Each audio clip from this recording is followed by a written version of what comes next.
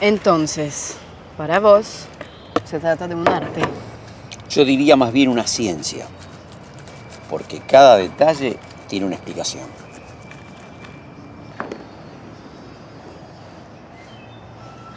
Nunca me sale tan rico. Se va aprendiendo. Es como cocinar. Un poco de sabiduría y otro de intuición.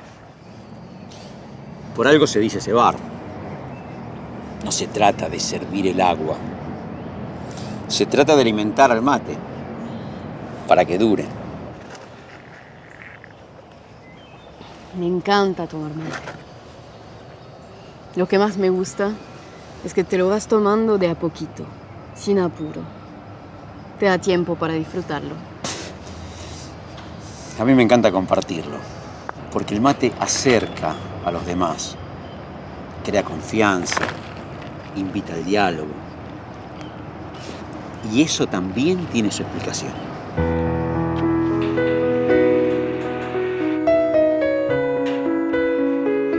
Según los pensadores de todos los tiempos, los valores humanos nacen en el acto de compartir. La reciprocidad crea la confianza y el amor entre iguales, más aún si lo que se reparte es el alimento.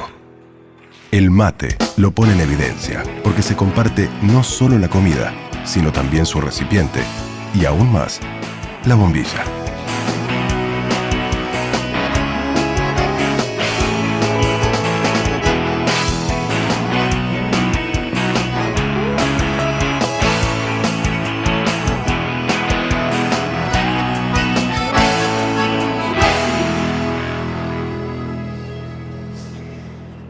En Francia, diríamos que compartir la bombilla es algo primitivo. Y tienen razón, porque es una costumbre que llegó hasta el día de hoy con la misma forma que tenía la Edad de Piedra.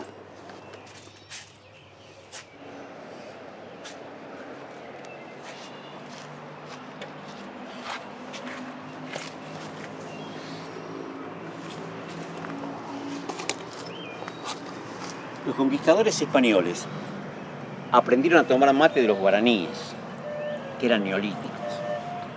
¿Vos sabés cómo le llamaban los guaraníes a la yerba?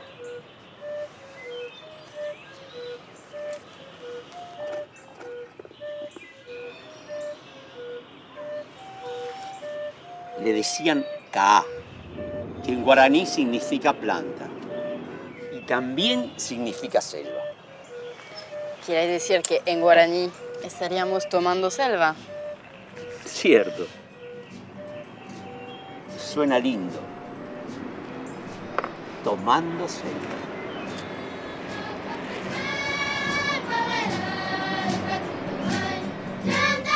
Según creían los guaraníes, la yerba era un regalo del dios Tupá, dueño de las aguas y el relámpago, quien además les enseñó los secretos de su elaboración. Usando el fuego de forma violenta pero sutil, para hacer yerba mate, deben respetarse varias etapas distintas. El calor y el tiempo deben combinarse de manera exacta. Sin este estricto procedimiento, las notables virtudes naturales de la planta se pierden.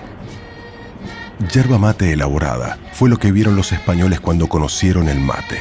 Así fue como, en lugar de planta, tradujeron hierba. Jamás imaginaron que se trataba de un árbol. Muchos años después se dieron cuenta, pero para ese entonces ya se habían hecho fanáticos de la yerba del Paraguay y el nombre le quedó. Hasta hoy en día se respetan los consejos de Tupá. La industria moderna hace lo mismo que hacían los indios. Sí. Sin embargo, hay una diferencia muy importante. Esta yerba viene de plantaciones. En cambio, los guaraníes la cosechaban de plantas nativas. Y de plantas silvestres. Mucho mejor, más natural. El problema es que nos terminamos tomando la selva. Así nomás. Como el mestizaje entre europeos y guaraníes fue clave para la supervivencia de la colonia española en el Plata, el mate ingresó desde un principio a la dieta y las costumbres de los conquistadores. En poco tiempo, el hábito se extendió por toda la colonia y la yerba se convirtió en el motor económico de la región. Esto condujo a la brutal opresión de los indios y a la depredación de los yerbales. Hacia mediados del siglo XX, los inmensos bosques del Alto Plata, en los que habitaba la yerba nativa, se habían extinguido casi por completo. ¿Y por qué no se hacían plantaciones de hierba?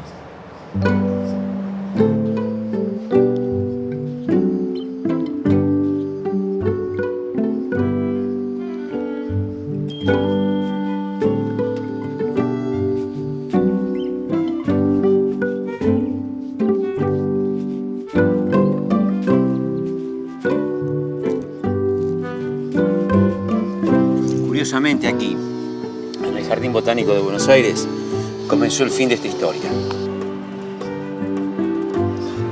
Acá vivió el paisajista francés Charles Taïs.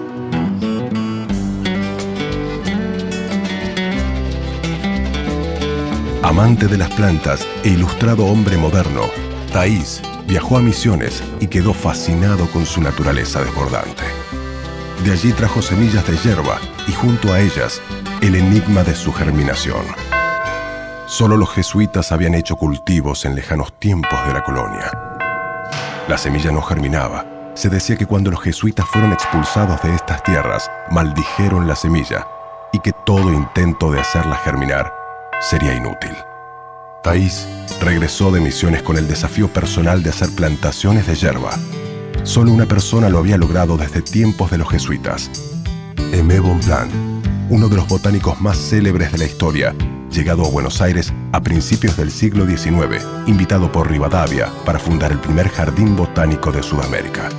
Bonpland se enamoró de la yerba mate y logró reproducir la planta aquí mismo, en Buenos Aires. Pero jamás consiguió que se siguieran sus expertos consejos para hacer yerbales. Más que la maldición de los jesuitas, Bonpland sufrió la maldición de la guerra. Porque cuando él llegó a Buenos Aires, las guerras por la independencia estaban en su peor momento. Y ya se habían declarado los enfrentamientos civiles que duraron 50 años más. En ese contexto, sus ideas no tenían posibilidad de ser escuchadas. Como dijo un filósofo, uno es uno y sus circunstancias, ¿no? En 1870 terminó la Guerra de la Triple Alianza, en la que Buenos Aires y Río de Janeiro destruyeron al Paraguay. Recién entonces se crearon las condiciones políticas que permitieron poner en funcionamiento un impresionante proyecto modernizador, la República Argentina. Cuando la Argentina festejó los 100 años de la Revolución que le dio origen, se había convertido en uno de los países más ricos del mundo. Este es el momento en el que tiene lugar el aporte de Carlos Taïs a la historia de la yerba mate. Él no solo dilucidó un método eficaz para hacer prosperar los cultivos, sino que, al igual que Bonpland, se preocupó de divulgarlo y de alentar a los agricultores para que se animaran a seguir sus consejos. Recién entonces el terreno fue fértil para esas ideas. En pocos años, la región misionera se llenó de yerbales cultivados y los obrajes miserables del pasado comenzaron a desaparecer. Una nueva mentalidad actualizó las viejas técnicas guaraníes. La ciencia permitió que se optimizaran los procedimientos hasta convertirlos en una industria moderna de alta productividad y alta calidad. Hoy en día, la Argentina produce más del 60% de la yerba del mundo y toda es de yerbales de cultivo.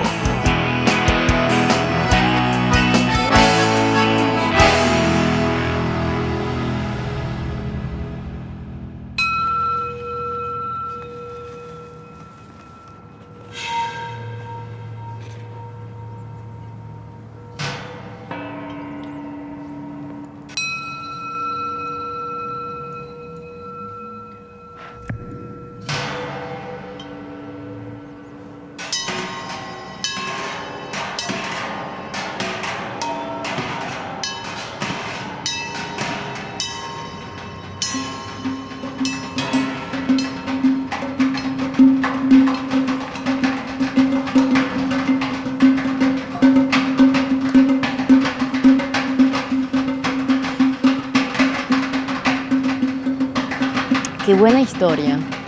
Alguien debería escribir un libro.